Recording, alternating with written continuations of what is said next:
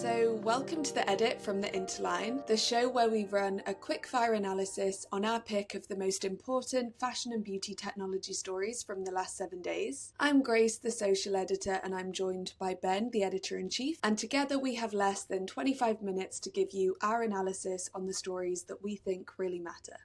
Hey Grace, good to see you again. It's hot again. This is the second heat wave recording I think we've done, so we are under time pressure and environmental pressure as well this time.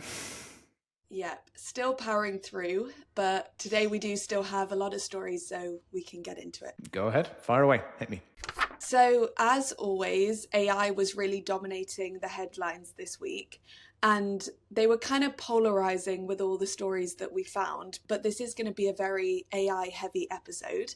And the first story that I want to talk about actually relates to a couple of other stories that we've spoken about on The Edit before.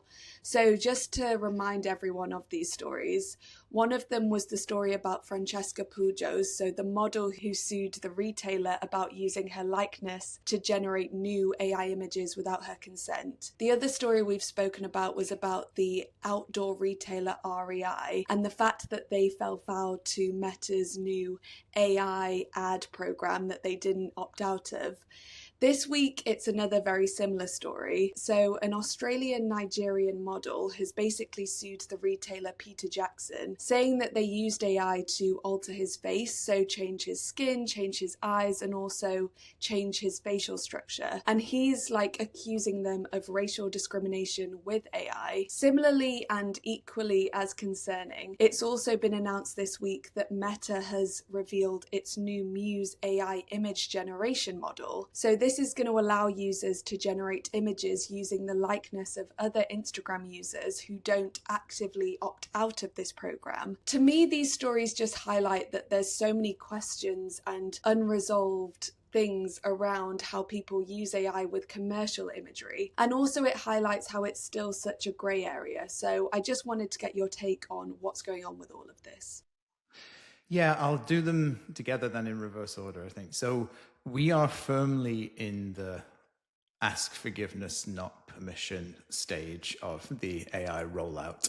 So you mentioned the REI example from last week, you mentioned the Francesca Pujos ones. Those are both instances of companies of very different scales. So a fairly small to mid-market retailer up to Meta, one of the world's biggest tech companies, effectively saying, well, AI is a carte blanche, it's a license for us to basically do what we want. The frontier is untested, the legal precedents are not set. So let's take our chances. Let's play around with these things. Now, Meta in particular seem committed to just running down the evil genius playbook, basically, at the minute. I think if your brand is as whatever the opposite of beloved is, if your brand is as kind of out of favor as the Meta brand is, part of me understands that being an opportunity to say, let's just try and get away with as many things as we can because people don't like us anyway. Now, there's no world where it's considered to be socially acceptable and a good idea to allow people to generate images based on publicly available Instagram profiles, right? Because if I understand it correctly, don't use social media in my personal life, but Instagram profiles are public by default. Influencers in particular thrive on putting as much content about themselves and featuring themselves out there as they possibly can. You have that interest then clashing with Meta's interest, which is saying, well, we have all of these images on our platform. Why don't we use those to allow people to include them at inference for this new Muse AI model, by which I mean include them at the time that you actually use it. Presumably they're also included in the training data for Muse as well, because Muse is actually seemingly a reasonably competitive image generation model, but the bit that people are up in arms about is the permissionless side of things. Now, just like the REI story from last week, which was based on Meta's programmatic advertising stack, this is opt-out. So if you are an influencer and you don't want people to be able to generate images using your likeness, you need to go manually set a flag to do that. The model story here is actually a little bit more complicated because it falls into the same zone of you have a retailer who is taking pre-existing material that they have shot, presumably. They've done a campaign with this guy before. They've done a PDP photo shoot with this guy before. And they're treating that as just fair game for intake. So at the point of input, they're presumably going, we've got some new products. We need to generate some new images. Let's use the guy that we've used before. However, let's use him as a basis for iteration in this case, and let's start to adjust his features, his skin tone, his height, all these kinds of things. Now, there's a sliding scale beyond which that guy would not necessarily know that he was used as the input, right? I'm assuming here that there are some giveaways that reveal the fact that he was the input, and then that the outputs still superficially resemble him, but with some transformations. You could do the same thing, or you could transform somebody in a deep way. You could change something more profound about them, and they would probably never know. The big issue that this raises for brands and retailers is you have to have full chain of accountability and custody and visibility into how you generated your images. So assuming you're using like a node-based workspace, you need to know at every step of that journey, you need to be able to reverse engineer all of it to say what you actually did or didn't do in this case. Because on the merits of this, it strays into some really uncomfortable areas around racism and why people would want to adjust somebody's skin tone to appeal to or appease a particular demographic, which is not great. But it also gets to, if you're going to use things as intake for this, if you're going to, you need to either sanitize your inputs and know that they are above board, or you need full accountability so that you can open your doors in these cases and say, look, what this guy is claiming isn't true, or in this case, what this guy is claiming is potentially true. So, like I said, AI really dominated the headlines this week, and the next story is staying on the same vibe of backlash against AI. So there was a really interesting piece in The Guardian that was talking about how the government has chosen Lanarkshire in Scotland as a key AI growth zone. So the plan is to build large AI data centres, and the plan with these data centres is that they're meant to help power all of the AI models as AI becomes a bigger part of our economy. Unsurprisingly, the local communities were not happy about this, but to me it was just kind of a stark reality check that AI really is having a physical impact on communities and also the environment. So I wanted to get your take as fashion adopts AI more and more. Do you think fashion is going to contribute to this problem? And also, how does fashion just generally fit into this issue? So I think people seem very confused, some people do, about where the backlash for AI is coming from. I've had conversations as recently as this week. I was a guest on another podcast, which is coming out at some indeterminate point in the future. And in that, the host was kind of saying, well, why do people hate AI so much? What is it that makes it fundamentally different to 3D, or makes it fundamentally different to the web, or any other kind of technology revolution? There's two bits to it. One is the permissionless training piece that we just talked about, and the free-for-all image ingestion and text ingestion and everything else at the point of inference. There's nothing to stop your creative work becoming part of a training data set unless you simply don't publish it on the internet. So that's one of the reasons that people object. The other is that it is having this like tangible physical effect on communities. Now, data centers are not solely the preserve of AI. No, AI is behind a lot of the data center build out because data center capacity and usage has been fairly static for a decade or so prior to this.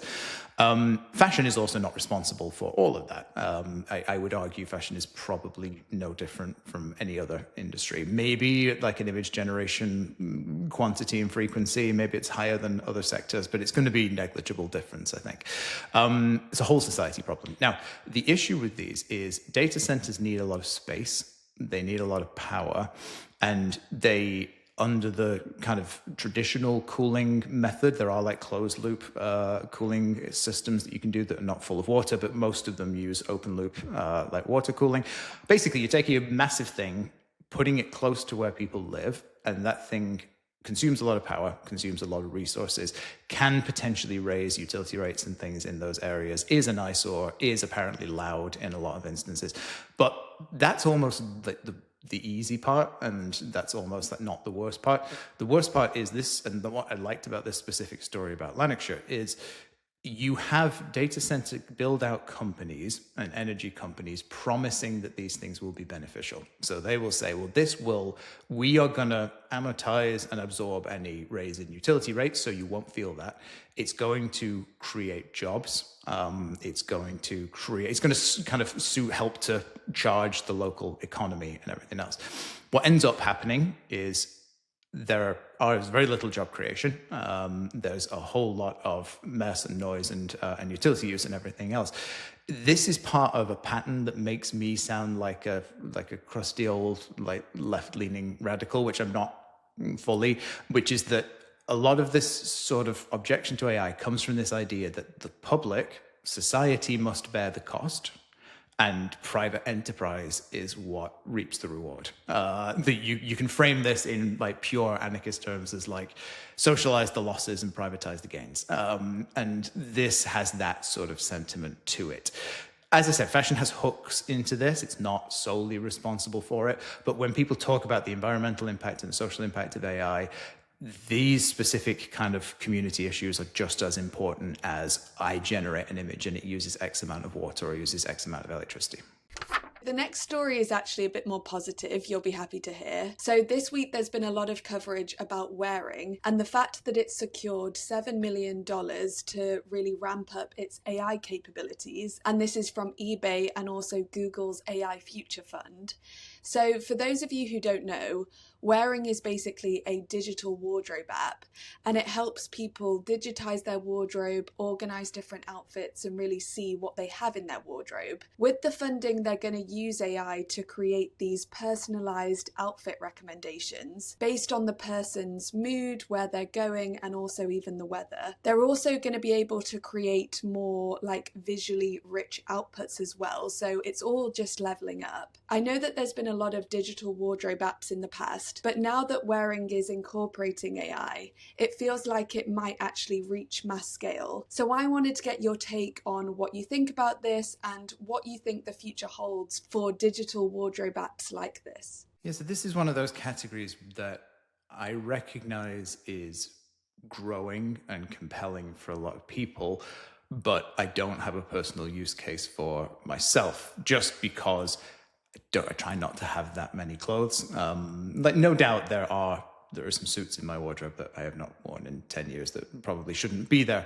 But aside from that, like, there is this is limited kind of first-hand use for me. I did want to ask you, actually, is this something that you would use? Is this something you would consider using? Do you use it? Because I know you do a lot of kind of shopping content, and I presume you have a fairly kind of heaving wardrobe. Yeah, I think in the past I wouldn't have used apps like this, but now that the quality and user experience has improved so much, I definitely would use it. And I think Wearing seems to be the best example of it, so I would be open to it for sure.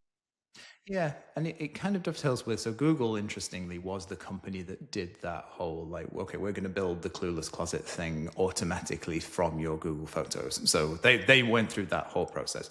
Really smart tech. And again, a use case that's not for me, but presumably a lot of people enjoyed that. And presumably that delivered a lot of value for everybody. Now, these are the kinds of apps that feel like they are B2C first, right? And Save Your Wardrobe is another good example of this. They feel like they are consumer plays because they are in the first instance. What you're trying to do is you're trying to get people to download this and create behaviors before you can then build out the B2B and kind of brand facing and retailer facing side of these things. Now, I think AI will definitely help with the behavioral side of stuff, because the biggest barrier to somebody digitizing their wardrobe is going to be the effort involved in pulling every piece out, taking meticulous photographs from every angle, labeling everything, looking at the wash care labels, looking at the tags to see if they can figure out the material composition, or all of that kind of stuff, guessing at what their retail price was if this is like a resale play as well. So anything that you can do to reduce that friction is what helps to create the user behavior. Now, I don't know for sure that Wearing has a B2B play to come in this. Presumably they do, and the way that I would think of it would be this, which is people talk about AI as a when AI kind of mediates between consumer and brand, when it's part of this sort of agentic like product discovery and shopping journey, they talk about it passing the highest intent and the most complete kind of customer over to a retailer. So rather than somebody just rocking up and saying, I'm looking for X, help me. In this case, they're saying, well, I've already been through multiple rounds of queries, and not only am I looking for X, here is a very finite definition of what X constitutes. Add this to the mix, and you can also say, well, actually, this pairs well with what you also already have in your closet. Or you can say, well, there's actually an opportunity to upcycle something here. There's an opportunity to replace something here. If you tie this into take-back programs, if you tie this into AI commerce, all of a sudden it becomes much more interesting. It's the same philosophy behind how I feel about RFID, which is if you have item-level visibility, so you have a tag that tells you where a piece of clothing is going in the supply chain, in the store, in the fitting room, and so on, not that exciting on its own, but you can build some really cool stuff out of it. If what you start to get here is effectively the same thing, like item level visibility for what is in people's closets, what they have, what they're looking for, then you can start to architect some really cool stuff on top of it. So I agree, a more positive application of AI all around. So we've just spoken about AI helping consumers organise their wardrobes, but there was also some really interesting stories this week about AI helping organise secondhand fashion. So there's a London-based startup called Fleek, and they've just secured an additional $25 million worth of funding. And they're going to use this funding to digitise the infrastructure of secondhand sorting. So Fleek explains that there's so many garments that go from donation bins to sorting centres, and the process of grading, pricing and organising these garments is still very offline and very analogue and very manual. So they're going to use AI to completely revolutionise this. At the same time, we also saw a story from the Berlin startup Reverse Fashion, and they've also secured funding to develop an AI-powered textile sorting technology. So both of these companies are trying to replace labour-intensive, subjecting sorting processes with AI, and this could potentially make the second-hand industry more sustainable and more efficient. So I wanted to get your take on this. Is it a big leap forward, or just what do you think about it? So I think this is the kind of thing that can scale depending on what the hardware requirements are for this sort of thing, because it's very easy to say you have AI that does this. It's harder to know off the top of your head where that AI lives. So the textile sorting one, for example, feels like it's part of the same class of technology as like fabric quality inspection AI, which is something that's existed for a while using machine learning. There are now other companies that do this for high value fabrics. So if you think about like high quality leather, for instance, you want to be able to identify any defects in the hide before you cut it so that you can cut around it. And then that increases the value of the final garment and it reduces your wastage. Now, that AI has to be tied to sensor hardware. It's not just, you're not just pointing your phone at a piece of leather, you're actually having to put it through a scanner to get those kinds of results. So how scalable, how portable, how kind of durable this sort of setup is really dependent on how much hardware infrastructure you need to have in place for it. Now, I think if you can, provided you can do that, and most of that hardware is not especially expensive, I think the AI sorting of textiles is fascinating because it does very quickly get you to much more efficient recycling, much more efficient upcycling, much more efficient repurposing, and so on. And it's not an untested or unproven avenue for AI. Like machine learning AI have already been deployed in this space for a long time. So I'm optimistic about that side of things. The sorting of secondhand goods, similar deal. So we've just talked about how the importance of consumers digitizing their own wardrobes, creating that behavioral pattern to then enable brands and retailers to take that into first-hand sale.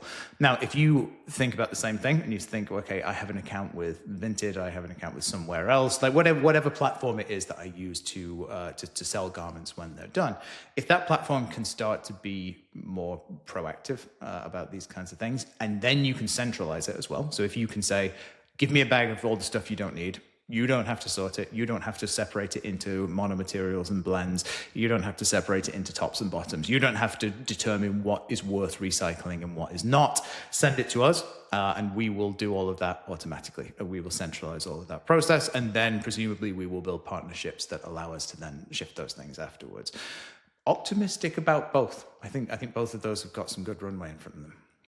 Now, to wrap up this week's news, we're ending with yet another AI story. So this week, OpenAI has just announced that it's going to upgrade its voice mode. So the new GPT Live experience is built on a full duplex architecture, and this means that it can basically listen and speak to keep the conversation going. And I'm pretty sure OpenAI said that it was really meant to mimic a natural human conversation. It also introduces features like agentic capabilities, so the mode can delegate different tasks to other AI models while still keeping the conversation going. To me, this feels equal parts exciting but also concerning, but there is no doubt that this is a massive leap forward. So I wanted to get your take on what this means for fashion. Yeah, and I think my take on this one is really quick and simple. So it's a big leap forward in voice interaction. OpenAI have always had the best kind of voice mode, because if you've ever tried it in Claude or equivalent, it works on like a turn-by-turn, speech-to-text, then text-to-speech basis. And it introduces a bunch of lag, it introduces a bunch of inaccuracy. OpenAI have always had a really kind of engaging sort of back-and-forth conversational dynamic, and swapping it to the duplex architecture it just supercharges that. It's probably going to be very similar to the sliding scales of expressivity and stuff that you can build into the upcoming Siri AI, which is due out later this year, along with iOS 27, I assume it's called.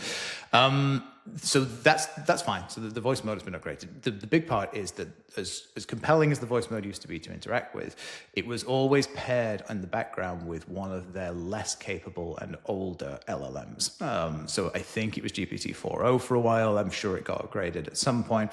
But if you've seen any of those viral kind of videos of that guy who talks to ChatGPT and he's like, set a timer for me, I'm going to go run a mile, and then he comes back a second later, and it has no concept of the passage of time. It has no it's a very interesting human seeming interface paired with a pretty dumb LLM on the back end.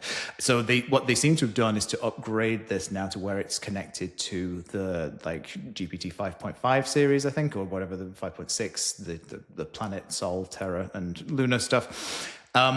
The interesting part for fashion is that then, at least in theory, should upgrade it to where it's connected to a lot of the brand discovery, product discovery, and agentic shopping stuff. So if you look at some of the video demos, they show kind of weather search, World Cup scores, things like that. But it can present you with visual information.